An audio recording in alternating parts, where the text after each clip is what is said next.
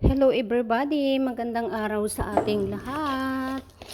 Ayan guys, at magluluto ako ng maruya sa banasaging, tapos nilagyan ko siya ng harina at saka 2 pirasong itlog at saka asukal. Hindi ko na naipakita yung asukal paglagay ko guys. Ayan, at saka halo-halo lang natin ng mabuti para mag-mix ang sugar at saka yung flour, tapos yung saging at saka itlog.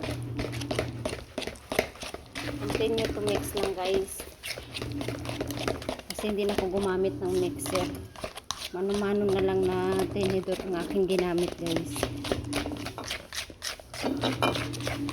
Habang nagmi-mix ako ay yan, magwawasin din ako. Meron akong kasalang na labahan.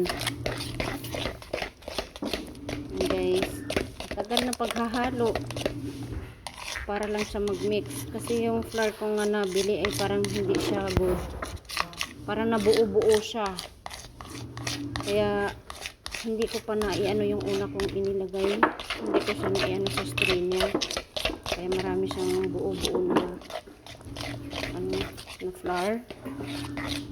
Ang tagal ko siyang hinahalo. Guys, mix lang.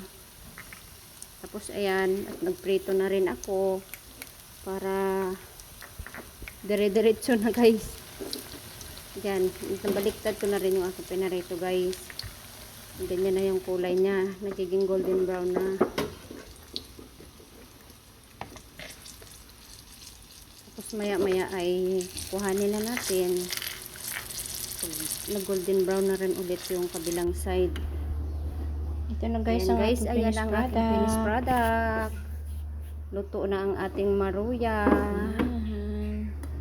Thank you for watching guys. See you in my next vlog. Yung iba kasi kanina wala Bye bye and God bless. Yan siya.